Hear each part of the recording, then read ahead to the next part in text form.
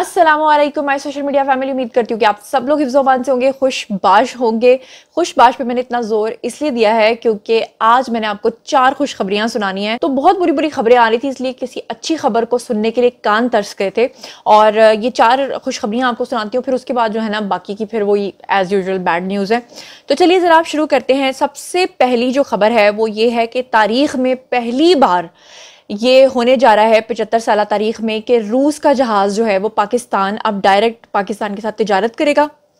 और वो लोग जो कहते थे पीडीएम को कि ये जो है ना इम्पोर्टेड हुकूमत है, अगर ये इम्पोर्टेड हुकूमत होती, अगर इस हुकूमत का अमेरिका के साथ अलायंस होता, तो आज ये सच्चाई आपके सामने आ चुकी है कि खान साहब किस तरह से पाकिस्तान तहरीक इंसाफ के लेटर पैड के ऊपर उनको अश्योरेंस दे रहे हैं कि अगर आपने मुझे दोबारा से वजीर आजम बनवाया तो मैं एटमी तनसीबात को भी खत्म करूंगा, फौज को भी खत्म करूंगा। ऐसी साजिशें करने वालों के मुंह में खाक। अल्लाह ताला पाकिस्तान को हमेशा कायम और दायम रखे। अच्छा जी, तो सबसे पहले तो ये हुआ है कि पाकिस्तान ने अब अपनी बाकायदा तौर पर तिजारत जो है वो रशिया के साथ शुरू कर दिया। काफी अरसे से मैं आप लोगों को ये खबर दे रही थी, बता रही थी कि पाकिस्तान ने अपना ब्लॉक चेंज कर लिया है, पाकिस्तान ने IMF को ना कर दिया है। पाकिस्तान IMF के साथ ना करने की वजह से जो अपनी मनमानी कर रहा था, जो पाकिस्तान को वो कह कह के महंगाई करवा रहा था, अब आप देखेंगे कि आने वाले दिनों में जो हमारी मौजूदा गवर्नमेंट है वो महंगाई को काफ़ी हद तक कम कर देगी। गंदम भी कम होने जा रही है, उसके रेट्स भी कम होंगे, पेट्रोल के भी और बिजली के भी आप देखेंगे। और अच्छी बात यह है, खुशखबरी ये है कि IMF से जान छुड़ा ली है, खुशखबरी ये है कि अमेरिका से जान छुड़वा ली है, खुशखबरी ये है कि रशिया का जो जहाज़ है, कार्गो जहाज़, वो पाकिस्तान में आ रहा है और तेल लेकर आ रहा है। जो कि अच्छी बात यह है कि आइंदा फिर जो रेट्स हैं पेट्रोल के या तेल के वो भी कम हो जाएंगे। और ये सेंट पीटर्सबर्ग की बंदरगाह है जहां से ये कंटेनर्स निकले हैं और ये जो पहली खेप आ रही है कंटेनर्स की, ये 450 कंटेनर्स हैं जो पाकिस्तान की बंदरगाह पे आएंगे। ये एक नई तारीख जो है वो रकम होने जा रही है। अब चलते हैं जी दूसरी खुशखबरी की तरफ। दूसरी खुशखबरी ये है रोड टू मक्का, यानी कि वो सऊदी अरब जो कि शदीद नाराज था इमरान खान की गवर्नमेंट के दौरान, और उस वक्त इंडियंस जो है अपनी रिपोर्टिंग जब करते थे तो पाकिस्तान को ताना देते थे और कहते थे कि एक इस्लामिक मुल्क होने के बावजूद वो पाकिस्तान के साथ नहीं बल्कि इंडिया के साथ है। लेकिन सऊदी अरब ने अब पाकिस्तान के साथ नए मुआहदे के ऊपर साइन कर दिए हैं और उसमें सिर्फ सऊदी अरब शामिल नहीं है बल्कि ईरान भी शामिल है। सऊदीया से डायरेक्ट पाकिस्तान बरास्ता ईरान रोड का आगाज कर दिया गया है, जो कि एक बहुत ही अच्छी खबर है। आने वाले दिनों में आप देखेंगे कि पाकिस्तान जो है वो ना सिर्फ चाइना और रशिया के साथ बल्कि सऊदी अरब और ईरान के साथ भी तिजारत बढ़ाने पर जोर देगा। और साथ ही साथ पाकिस्तान ने ईरान को ये पेशकश की है कि वो उनके साथ सी पैक में शामिल हों। और माजी में जो ईरान ने गैस पाइपलाइंस बिछाई थी उनको रोका गया था और सारी चीज़ें ख़त्म की गई थी, वो तमाम चीज़ें जो हैं वो शुरू हो गई हैं। और यकीन मानिए कि ये मैं आपको सच्ची बात कर रही हूँ, आप जहां मर्जी जाकर इसकी वेरिफिकेशन करा लें। जब जब तारीख में मुस्लिम लीग नून की हुकूमत आई है तब तब हमारे इंफ्रास्ट्रक्चर, हमारे मईशत के ऊपर बहुत ही अच्छे असरात मुरतब हुए हैं और तब तब जो है मुल्क के अंदर खुशहाली आई है। लेकिन अनफॉर्चुनेटली मियाँ साहब जो है ना उनके ऊपर हमेशा से सख्तियां भी आती रही हैं, तो अल्लाह करे कि आपकी बार ऐसा ना हो। अब चलते हैं जी तीसरी खुशखबरी की तरफ। तो तीसरी खुशखबरी ये है कि चाइना और सऊदी अरब ने G20 जो कि कश्मीर के ऊपर कॉन्फ्रेंस होने जा रही थी, इंडिया की तरफ से मुनक्किद कराई जा रही थी, उसमें उन्होंने उसका बायकॉट कर दिया है और उन्होंने इनकार कर दिया है, जो कि एक बहुत बड़ी बात है। चाइना को आपको पता है कि उनकी अमेरिका के साथ नहीं बनती, उसके बावजूद भी वो अमेरिका के साथ हर तरह के जो इवेंट्स होते हैं उनमें शिरकत करते हैं। और सऊदी अरब की बड़ी अच्छी दोस्ती है इंडिया के साथ, लेकिन उसके बावजूद पाकिस्तान के इस चीज़ का उन्होंने मान रखते हुए, कश्मीरियों के हकूक़ का उन्होंने ख्याल रखते हुए, वो खान यानी वो न्याजी जिसने जनरल बाजवा के साथ मिलकर जिस तरह से कश्मीर का सौदा किया था, और बकौल तमाम सहाफ़ियों के जिस तरह जनरल बाजवा कहते थे कि हम तो ये जंग लड़ने के काबिल नहीं हैं, और अब जनरल सैयद आसिम मुनीर की सरबराही में चीज़ें जो हैं अल्हम्दुलिल्लाह बहुत ठीक होती जा रही हैं। और ये मेरी फीलिंग ही नहीं है बल्कि ये मैं बिल्कुल सही कह रही हूँ कि 75 सालों में ऐसा हमेशा से होता रहा कि अगर हुकूमत सही है, हुक्मरान सही है, तो इस्टेब्लिशमेंट में जो बंदा सामने आता था वो ठीक नहीं होता था, उनकी आपस में नहीं बनती थी। अगर इस्टेब्लिशमेंट का कोई आर्मी चीफ सही आ गया है तो यहाँ पे हमारे हुक्मरान ठीक नहीं होते थे। पहली बार ऐसा हुआ कि जो जहाँ जो काम कर रहा है वो बिल्कुल एग्जैक्ट अपनी जगह पर काम कर रहा है। चलिए जनाब, तो जैसे कि मैंने आपको बताया कि चाइना और सऊदी अरब ने भी बाइकआउट कर दिया है G20 का, तो ये एक बहुत ही अच्छी खबर है। आप सोशल मीडिया यूजर हैं तो ज्यादा से ज्यादा इस खबर को फैलाएं। अब चलते हैं जी चौथी खुशखबरी की तरफ। तो चौथी खुशखबरी यूथियों के लिए अच्छी नहीं है, और वो ये है कि अब आने वाले दिनों में हमारी एजेंसीज जो हैं वो आपके व्हाट्सएप से लेकर चाहे आप कोई भी ऐप अपने फोन में इंस्टॉल करेंगे तो वो उसको रिकॉर्ड करेंगे, ताकि अगर मुस्तकबिल करीब में, फ्यूचर में कभी भी कोई इंसान मुकरे अपनी किसी बात से, तो हमारी एजेंसीज के पास प्रॉपर उसका रिकॉर्ड होगा। अब कोई भी मुल्क के खिलाफ प्रोपेगेंडा नहीं कर सकेगा। मैं ये कहूँगी देर आए दुरुस्त आए, ये चीज़ें जो है पिछले साल से शुरू हो जानी चाहिए थी, लेकिन अब तक ये नहीं हुई थी। लेकिन चलो देर आए दुरुस्त आए। और अब हम चलते हैं जनाब अपनी एज यूजुअल जो खबरें होती हैं उनकी तरफ। तो सबसे पहले मैं ये बता दूं कि पीटीआई ने अब एक नया प्रोपेगेंडा शुरू कर दिया है, और वो नया प्रोपेगेंडा ये है कि खान साहब ये कह रहे हैं कि हमारे लोगों को जो है वो मजबूर करके पीटीआई को छुड़वाया जा रहा है। जैसे कि आप लोग जब तक आप ये वीडियो देखेंगे आपको पता चल चुका होगा कि फयाजुल हसन चौहान ने भी पार्टी छोड़ दी है, शीरी मजारी ने भी पार्टी छोड़ दी है, जमशेद चीमा और मुसरत चीमा ने भी पार्टी छोड़ दी है, जलील शरकपुरी ने भी छोड़ दी है, और पीटीआई छोड़ने वालों में दर्जनों लोग जो हैं वो पीएमएलएन और पीपल्स पार्टी में जाकर शामिल हो गए। लेकिन बात फिर ये जिन लोगों ने तोड़फोड़ की, जिन्होंने इनके पीछे लगकर ये सारी अमलाक जलाई, अब उनका क्या बनेगा।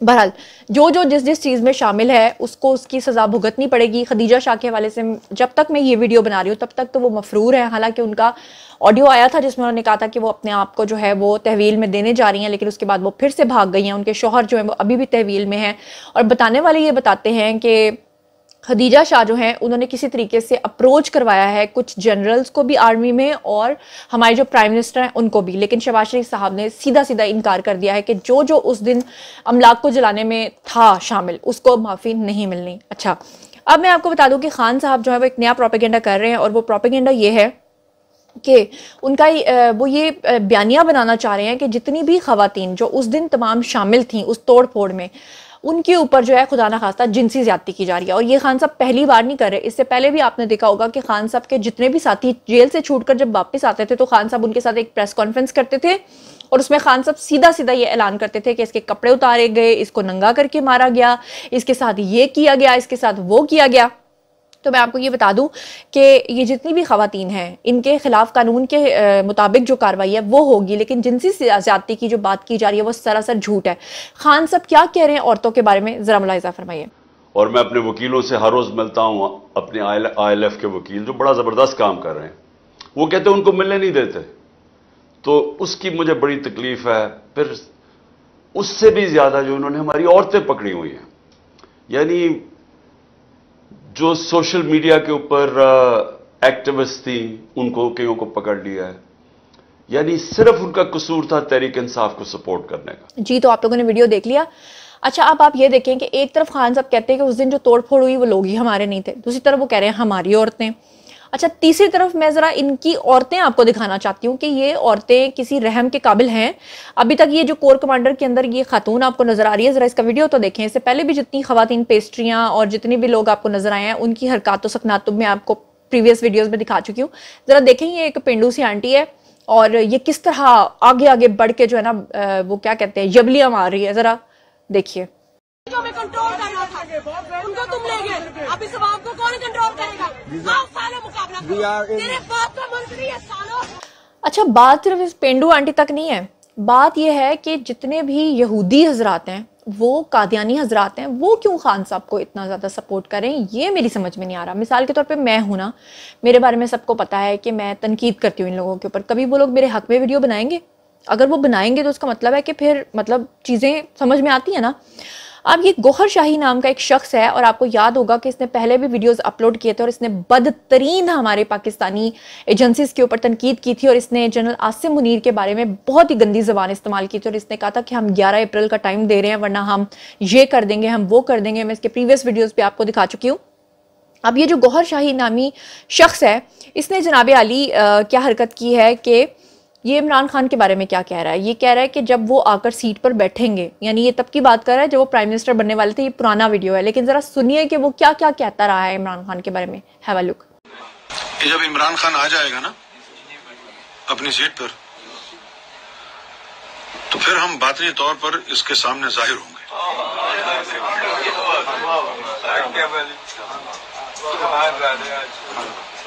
और फिर हम उसको चार्टर ऑफ रूल देंगे। आप अपनी शक्ल में जाहिर नहीं होंगे, किसी और की। उसकी शक्ल में जाहिर होंगे जिसको इसकी बीवी मानती है ना। उसकी शक्ल में जाहिर होंगे जिसको इसकी बीवी मानती है ना।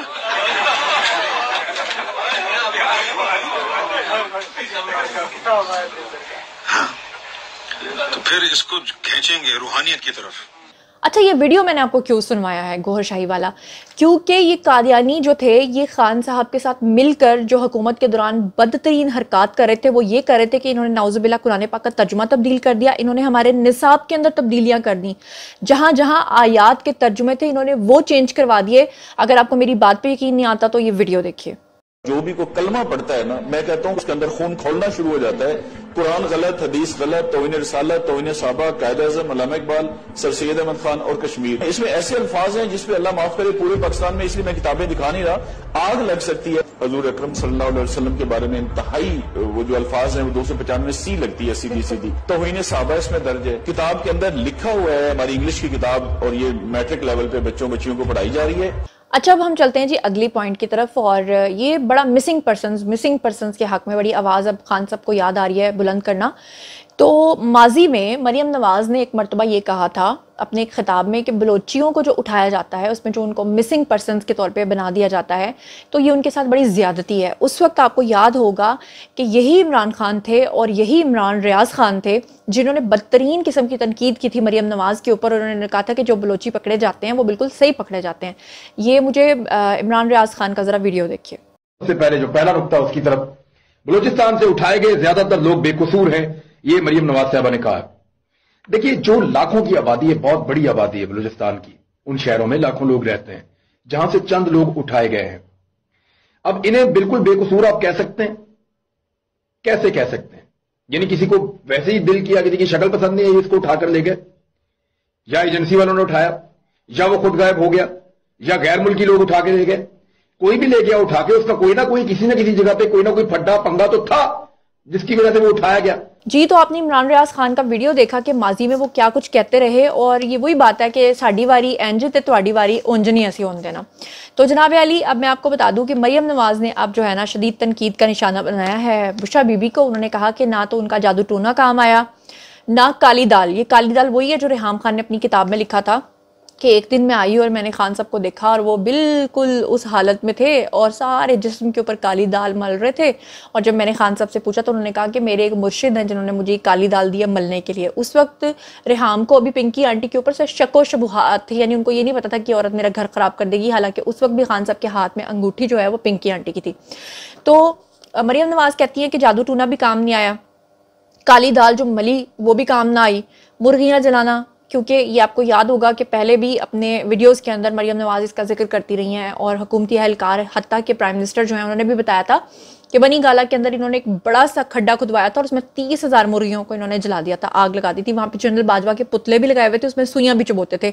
और ना ही बकरों के चक्कर, ये बकरों के चक्कर जो है ना बिल्कुल लेटेस्ट बात है। अभी आपको पता होगा कुछ दिन पहले जो है हुकूमती टीम गई थी खान साहब से मुज़ाकरात करने के लिए बनी गाला में। तो बनी गाला में जब वो सारे मुज़ाकराती टीम बैठी थी तो बुशरा बीबी ने अपने मुलाजमों को कहा कि काले रंग के बकरे जितनी देर तक वो आपस में खान साहब के साथ बात करते रहेंगे ना, उसके इर्द गिर्द घुमाते रहें, तो वो गोल गोल चक्कर जो है ना काले बकरे लगाते रहे, लेकिन कोई चीज़ काम नहीं आई। क्योंकि अल्लाह की जब मर्जी होती है ना, अल्लाह की जो लाठी होती है वो बड़ी बेआवाज होती है। चलिए अब चलते हैं जी अगले पॉइंट की तरफ। अगला पॉइंट जो है वो आपको पता ही है 9 मई का दिन जो एक ब्लैक डे के तौर पे मनाया जा रहा है। तो इस हवाले से आपको बता दूं कि 9 मई की जो तोड़फोड़ हुई थी उसकी रिपोर्ट में जो चीज़ें सामने आती जा रही हैं, जो हकाइक सामने आते जा रहे हैं, रोजाना के व्लॉग्स में मैं आप लोगों के सामने रखती हूँ। अभी जो नए हकाइक आए हैं उसमें एक बड़ा ही खतरनाक इंकशाफ सामने आया है और उस इंकशाफ के अकॉर्डिंगली ये कहा जा रहा है कि ये जो बुलवैये थे जो जाके सारी तोड़फोड़ की थी, इनको जो रास्ते फ्राहम किए गए हैं ये प्रॉपर सहूलतकारी के अकॉर्डिंगली किए गए हैं। पूरा प्लान पहले बनाया गया था, इनको जगह दिखाई गई थी, 1 साल से इनको ये जगह दिखाई जा रही थी। और जिस वक्त ये कैंट में दाखिल हो रहे थे, जिस वक्त ये गाड़ियों की तोड़फोड़ और उनको आग लगा रहे थे, अमलाक को जला रहे थे, चीज़ों को लूट रहे थे, तो वजारत दिफा के कुछ सहूलतकार थे। ज़रा दोबारा सुनिए। और लाइट फिर से चली गई है, माजरत, आजकल गर्मी बहुत अरूज पे है। तो वजारत दिफा जो है, मैं अपना ज़रा ट्राइपॉड सेट कर लूँ जी।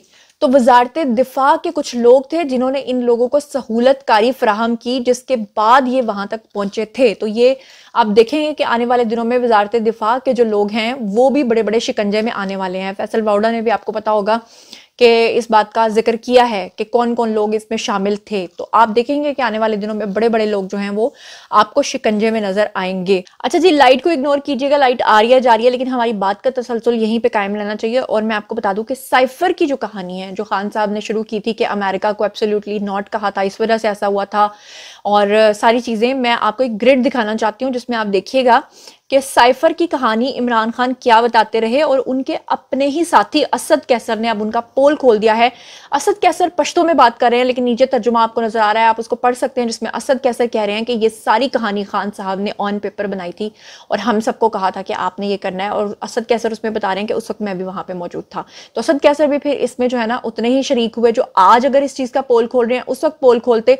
मेरा ख्याल है कि असद कैसर के गिर्द भी दायरा जो है वो अब तंग होना चाहिए। Have a look. मैंने जो साइफर है नेशनल सिक्योरिटी काउंसिल में रखा हुआ है। असद मजीद नेशनल सिक्योरिटी काउंसिल में बैठ के डोनाल्ड ने सही धमकियां दी उसको कि इमरान खान को हटाओ। एक साइफर सीक्रेट कॉन्वर्सेशन रू और पाकिस्तानी एम्बेसडर, वो तो ब्लैक एंड व्हाइट पे सबके पास अवेलेबल था। तो साइफर पर तो वाज़ेह तौर पे है कि इमरान खान को हटाओगे तो ये कॉन्सिक्वेंस है। साइफर ही लीक हो जाए, सबके सामने आ जाएगा, ताकि सबको पता चले कि कितनी बड़ी बैरूनी साजिश हुई। खबर रिकॉर्ड बाने बिल्कुल प्रतीक क्लियर विदा माच कम खबर माच कम कागज ना लोलल को कतरू का कागज कतले दा कागज माला इमरान खान ना करो पशरिक ना करो पशरिक में निकलो। जी, तो ये थी आज की वीडियो। मैं इसको शॉर्ट रखना चाह रही थी, ज्यादा खबरें आपके साथ शेयर करना चाह रही थी।